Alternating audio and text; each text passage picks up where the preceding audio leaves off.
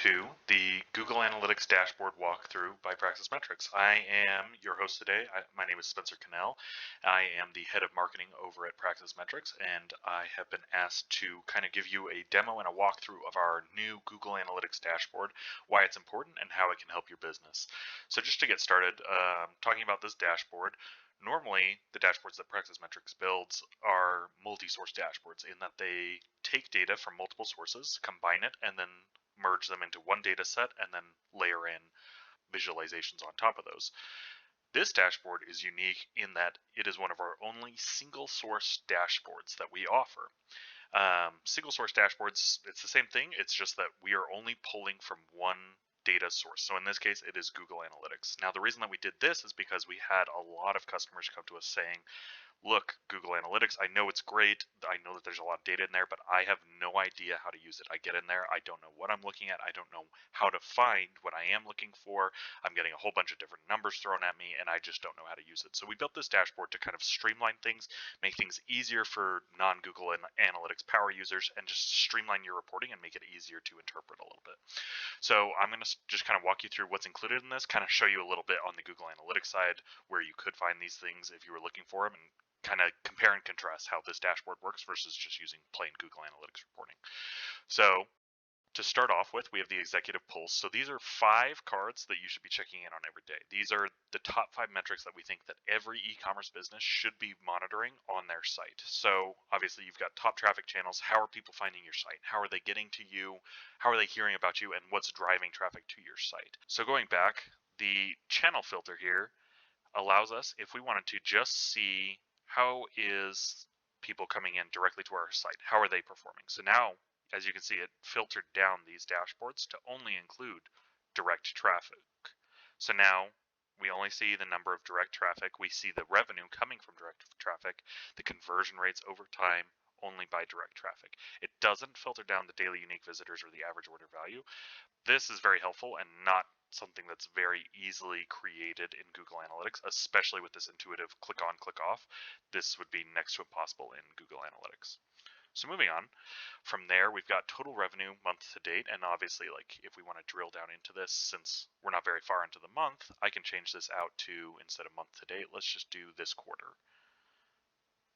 And all of a sudden I can see the data for this entire quarter broken out by day, and also, as you can see, like, we can drill down and see, like, all right, how's organic search performing over time? What kind of revenue are we seeing from organic search, email, direct? So we can see how much money is coming from each of these traffic sources just by drilling down pretty easily. So going back to the dashboard, here we have our conversion rate trended out over time, and that's just defaulted to the last 30 days. Then we have daily unique visitors, and then we have compared to 4 weeks prior and 52 weeks prior, so last month and then last year, so we can see kind of how is our traffic trending. Like, are we up year over year? Are we the same? How are we doing compared to last month? Is there a big difference? And then we've got AOV charted out over time as well, so we can see, like, how are we trending. It looks like this month, look, we're doing pretty well. We're going up and to the right, and we can even chart this. So this is defaulted to the last 30 days, but we can change this as I showed previously. We can just look at last quarter. We can look at let's do this quarter and kind of see how are we trending over time. It looks like, yeah, we're hitting all-time highs for this quarter, which is awesome. So now going back to the dashboard, we now want to kind of move on to the next section. And this next section is, from what sources are we receiving traffic? So now we're going to look at, like, who's visiting our site and how they found us, and we're going to get really specific with this. So we start off with top traffic generating campaigns. Obviously this is sample data, but this is based off of your UTM parameters, so we need to have really good tracking in place in order to get good data coming out the other side.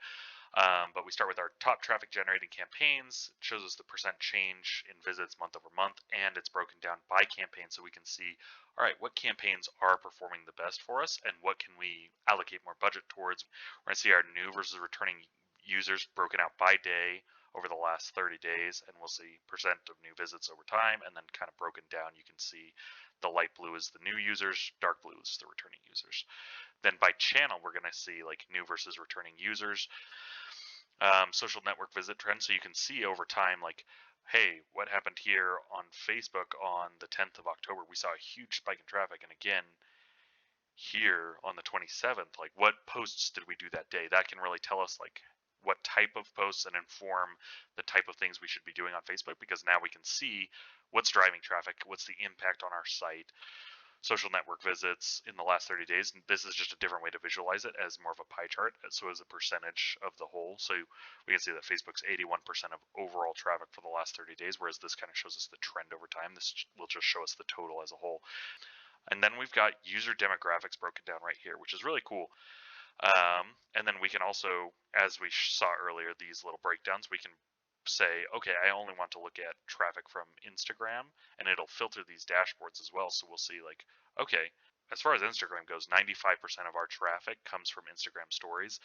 Only 4% is coming from our posts on Instagram. It's mostly the stories. So nice, easy, quick filters that we can apply that just filters the data and allows us to view it in a very different way. The next section is, how's our e-com performance doing?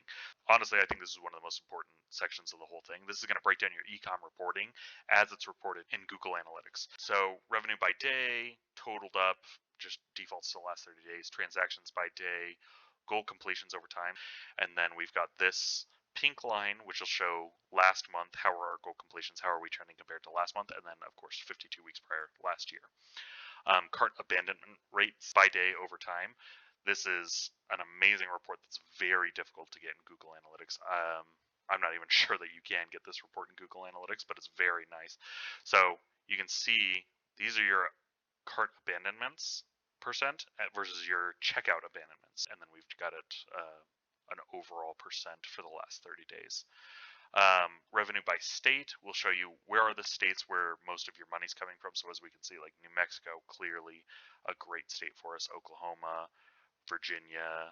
So we can see where we should be focusing our advertising, our product marketing, everything like that based off of how much revenue is coming from each state, and we can use that to inform our marketing decisions.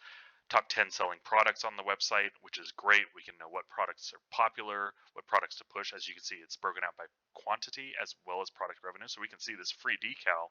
We're getting a lot of people signing up for the free decal, but then obviously we're not going to get a lot of revenue from those people because it is a free product. I don't know how we got 269K from them, but so be it.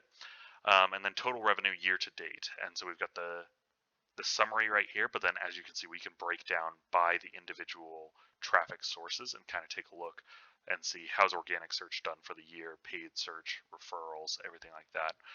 And so we can break it down across the year and see how our performance is doing with each segment of our traffic. Coming back to the dashboard, we're going to look at the product revenue month to date. So this is how much revenue we're getting for each of these products. It's a different way of visualizing it. So this is just focused on the product revenue, not the quantities sold. And then product revenue year to date broken down by month allows us to see if we can drill into this. So we can see like these product categories. Maybe we see some seasonal trends. Obviously, product category A, we're seeing a lot more sales in Q2 than in Q1. Maybe it's a warmer product group or something like that. Anyways, you can get some really good insights into how your product revenue is performing across the year with this dashboard. Going back, I think we're going to close out the e-commerce section, and now we're going to start looking at what is my site's overall traffic performance. So this is going to be focused much more on how people are interacting with your site once they get there, and how long they stay, what the pages they're visiting. And so that's what is covered in this section of the dashboard. So diving right in, we're going to look at the bounce rate, and this is really cool because it's charted out over time. So we're able to compare how's our bounce rate compared to last month, how's it comparing to a year before, and as you can see, we're doing whatever we're doing, it is working. Like any updates to the site, we can see the effects of that on our bounce rate. So clearly over the last year we've made significant improvements. Even over the last month we're seeing a decrease in that bounce rate, which is awesome. So page views, we can see that we're up 57.3% year over year, which is great. This is just the number of pages that people are clicking on and seeing. Average page views per visit, which is great. We're up 18%. And it just kind of charts it out. We can see versus last month and versus 1 year prior were up over both. Sessions. So sessions is not the same as users. A single user can have multiple sessions. So we can see last 28 days versus 4 weeks prior versus 52 weeks prior, and it looks like we are up 33%, which is awesome. This is your average session duration, so that's how long people are staying on the site per session. New visits by state, this actually tracks pretty well with what we were seeing, very strong in the Midwest versus with our revenue. Like this tracks pretty well as like new visits. It looks like we're seeing a similar trend across there. And then top landing pages, this is showing you how people, what are the popular pages on your site that people go directly to. So we can kind of see what are the pages that people are landing on and how do they act when they land on those pages. And then top pages by page views, there seems to be something wrong with this report right here for us right now. The data must have gotten disconnected. But this will tell you what are the top pages that people are visiting on your site. So this is top landing pages. This is the first place that people are going. But then these are the top pages. So top overall pages, how are we performing? What are the pages where most people are going? Next section we're going to talk about is the key performance metrics. So this is just kind of a roll up of the top numbers that are important but don't really fit in with any of these other sections. So these are important numbers but not necessarily are able to be grouped together with anything else. So we've got total page views. It looks like this is for the last 30 days, total sessions, bounces, total transactions, total goal completions, and total users. So we've referenced each of these metrics in other places. They're just not quite measured like this. This is just totals for each of them, whereas a lot of these other ones are percentages or comparisons. These are just the raw numbers. So these will be good so you can start to see trends over time just in the raw numbers of how many page views am I getting, how many sessions am I getting, and it's a very simplified view, and normally this would be very difficult to pull up in Google Analytics. All right, so that closes out our demo of the Google Analytics dashboard. We kind of covered all the KPIs that are included in there, what they do, how you can find them in Google Analytics, everything like that. So I just wanted to leave you with one final thought. This dashboard is amazing. It is perfect for anyone who struggles with Google Analytics and finding what they're actually looking for in Google Analytics. I would highly recommend that you get on the phone, contact Praxis Metrics. If you're struggling with Google Analytics, we can get this set up for you within less than 2 weeks. We can get this set up pretty quickly since it's only a single source dashboard. Talk to our data experts. They can walk you through exactly what sort of dashboards will be the most help for you. Even if this Google Analytics one doesn't fit your needs, we have a whole suite of dashboards for e-commerce companies that can help you manage your data better and help you take advantage of that data and really drive results for your company. So I just want to leave you with that thought. Thanks so much for watching this demo, and we'll see you in the next one.